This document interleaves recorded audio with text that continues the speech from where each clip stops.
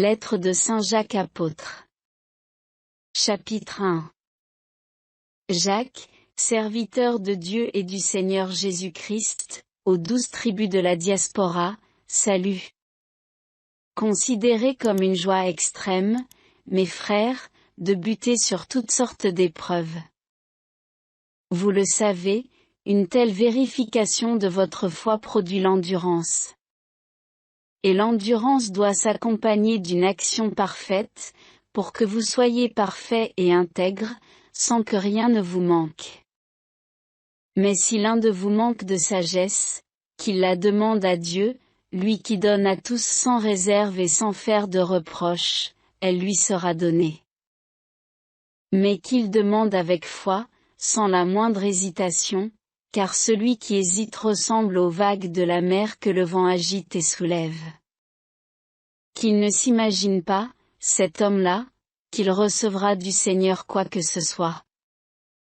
S'il est partagé, instable dans toute sa conduite.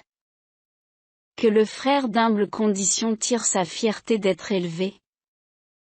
Et le riche, d'être humilié, car il passera comme l'herbe en fleur.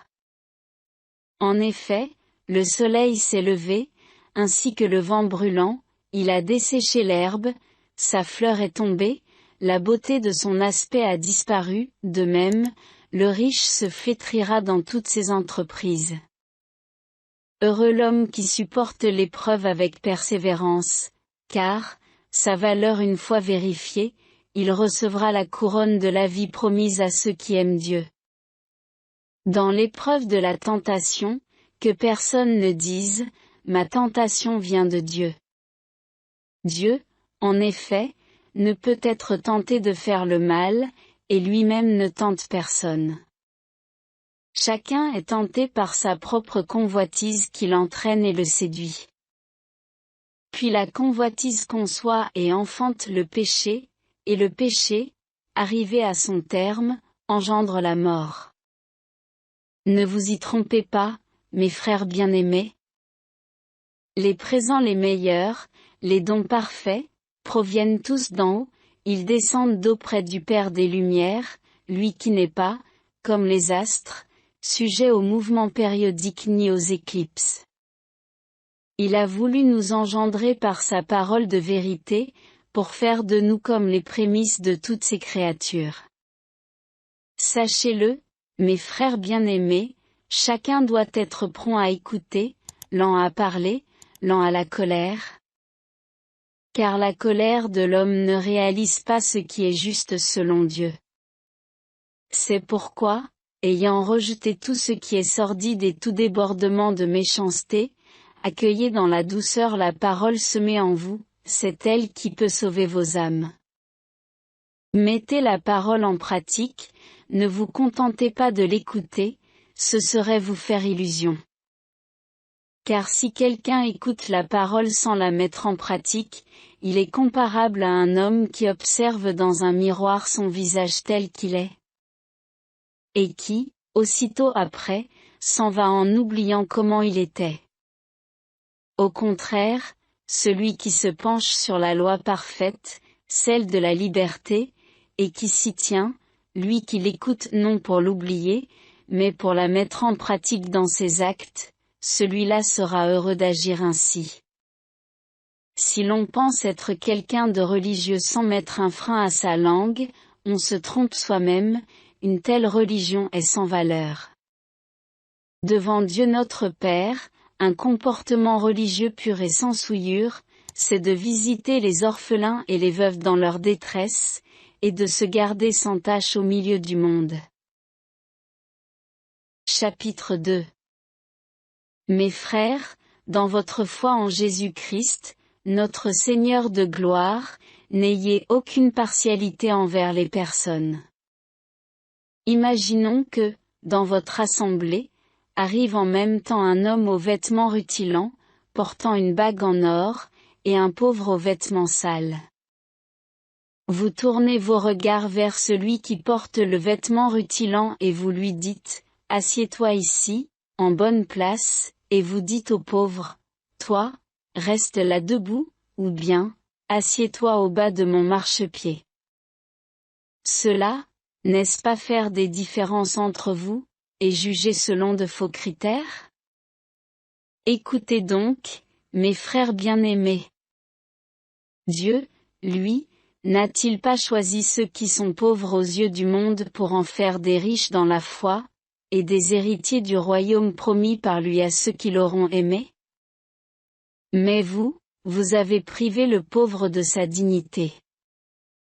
Or n'est-ce pas les riches qui vous oppriment, et vous traînent devant les tribunaux? Ce sont eux qui blasphèment le beau nom du Seigneur qui a été invoqué sur vous.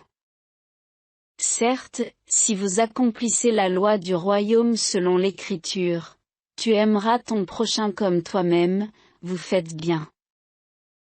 Mais si vous montrez de la partialité envers les personnes, vous commettez un péché, et cette loi vous convainc de transgression.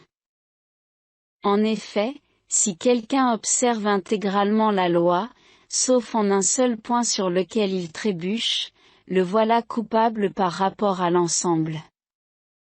En effet, si Dieu a dit, tu ne commettras pas d'adultère, il a dit aussi, tu ne commettras pas de meurtre. Donc, si tu ne commets pas d'adultère mais si tu commets un meurtre, te voilà transgresseur de la loi. Parlez et agissez comme des gens qui vont être jugés par une loi de liberté. Car le jugement est sans miséricorde pour celui qui n'a pas fait miséricorde, mais la miséricorde l'emporte sur le jugement. Mes frères, si quelqu'un prétend avoir la foi, sans la mettre en œuvre, à quoi cela sert-il? Sa foi peut-elle le sauver? Supposons qu'un frère ou une sœur n'ait pas de quoi s'habiller, ni de quoi manger tous les jours. Si l'un de vous leur dit, allez en paix. Mettez-vous au chaud, et mangez à votre faim. Sans leur donner le nécessaire pour vivre, à quoi cela sert-il? Ainsi donc, la foi, si elle n'est pas mise en œuvre, est bel et bien morte.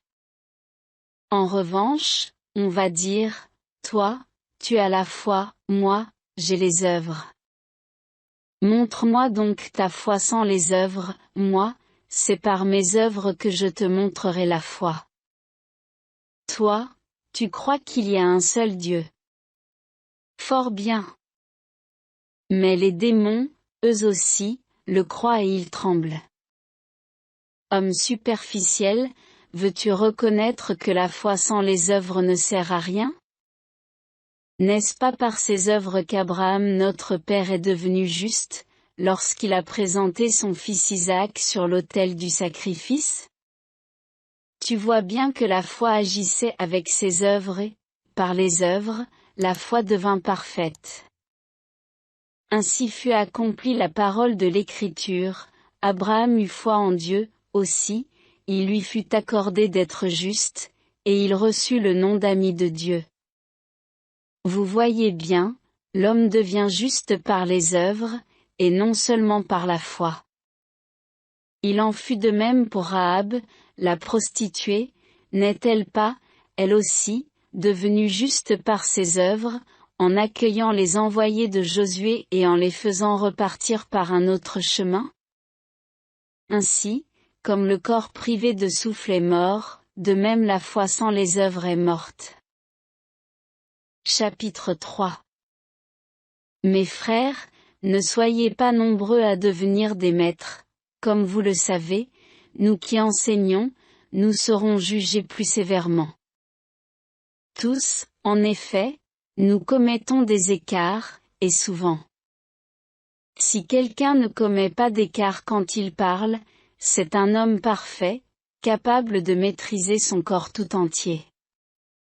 En mettant un frein dans la bouche des chevaux pour qu'ils nous obéissent, nous dirigeons leur corps tout entier. Voyez aussi les navires, quelle que soit leur taille et la force des vents qui les poussent, ils sont dirigés par un tout petit gouvernail au gré de l'impulsion donnée par le pilote. De même, notre langue est une petite partie de notre corps et elle peut se vanter de faire de grandes choses. Voyez encore, un tout petit feu peut embraser une très grande forêt. La langue aussi est un feu, monde d'injustice, cette langue tient sa place parmi nos membres, c'est elle qui contamine le corps tout entier, elle enflamme le cours de notre existence, étant elle-même enflammée par la géhenne. Toute espèce de bêtes sauvages et d'oiseaux, de reptiles et d'animaux marins peut être domptée, de fait, toutes furent domptées par l'espèce humaine. Mais la langue, personne ne peut la dompter, elle est un fléau, toujours en mouvement, rempli d'un venin mortel. Elle nous sert à bénir le Seigneur notre Père, elle nous sert aussi à maudire les hommes, qui sont créés à l'image de Dieu. De la même bouche sortent bénédiction et malédiction. Mes frères, il ne faut pas qu'il en soit ainsi. Une source fait-elle jaillir par le même orifice de l'eau douce et de l'eau amère? Mes frères, un figuier peut-il donner des olives? Une vigne peut-elle donner des figues? Une source d'eau salée ne peut pas davantage donner de l'eau douce. Quelqu'un, parmi vous, a-t-il la sagesse et le savoir? Qu'il montre par sa vie exemplaire que la douceur de la sagesse inspire ses actes. Mais si vous avez dans le cœur la jalousie amère et l'esprit de rivalité, ne vous en vantez pas, ne mentez pas, n'allez pas contre la vérité. Cette prétendue sagesse ne vient pas d'en haut, au contraire, elle est terrestre, purement humaine, démoniaque. Car la jalousie et les rivalités mènent au désordre et à toutes sortes d'actions malfaisantes. Au contraire, la sagesse qui vient d'en haut est d'abord pure, puis pacifique, bienveillante, conciliante, pleine de miséricorde et féconde en bons fruits, sans parti pris, sans hypocrisie. C'est dans la paix qu'est semée la justice, qui donne son fruit aux artisans de la paix. Chapitre 4. D'où viennent les guerres, d'où viennent les conflits entre vous? N'est-ce pas justement de tous ces désirs qui mènent leur combat en vous-même? Vous êtes plein de convoitises et vous n'obtenez rien, alors vous tuez, vous êtes jaloux et vous n'arrivez pas à vos fins, alors vous entrez en conflit et vous faites la guerre. Vous n'obtenez rien parce que vous ne demandez pas. Vous demandez, mais vous ne recevez rien, en effet, vos demandes sont mauvaises, puisque c'est pour tout dépenser en plaisir. Adultères que vous êtes. Ne savez-vous pas que l'amour pour le monde rend ennemi de Dieu? Donc celui qui veut être ami du monde se pose en ennemi de Dieu.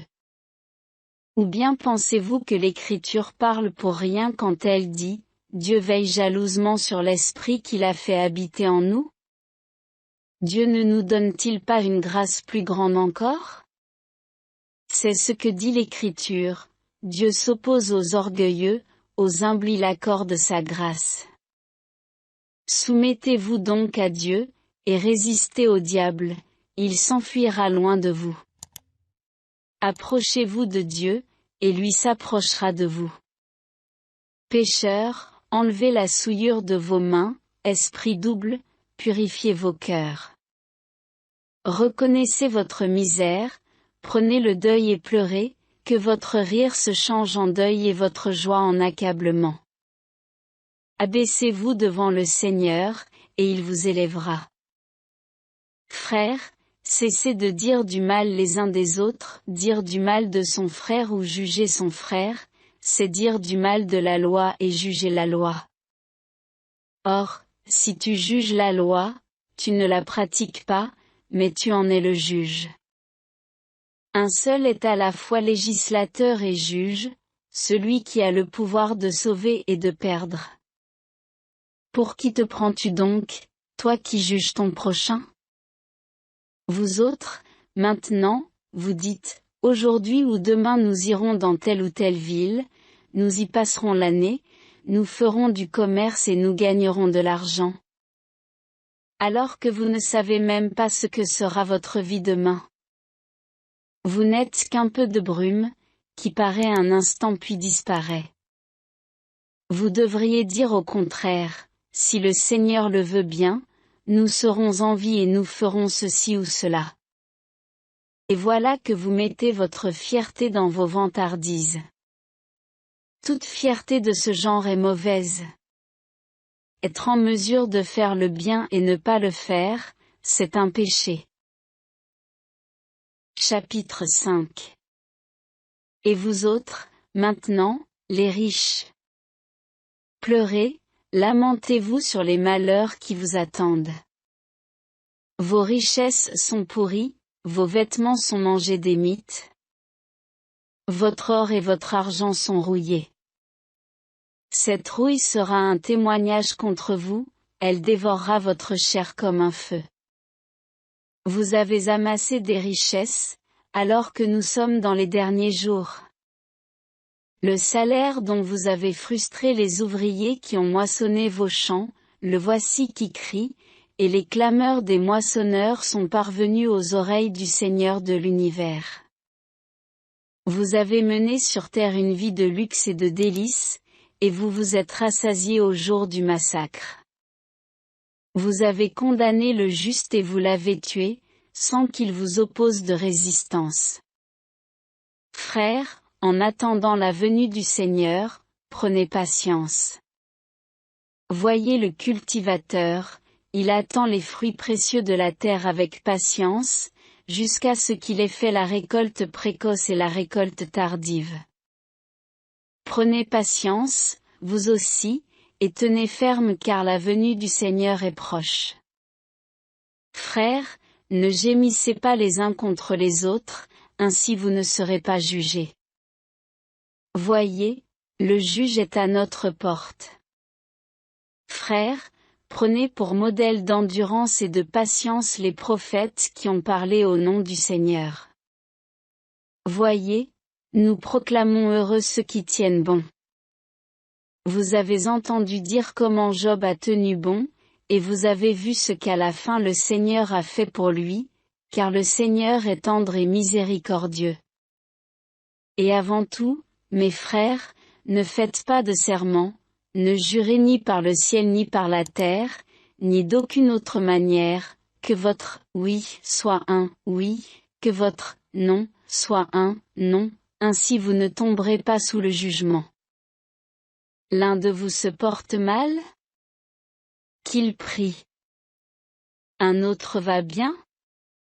Qu'il chante le Seigneur. L'un de vous est malade?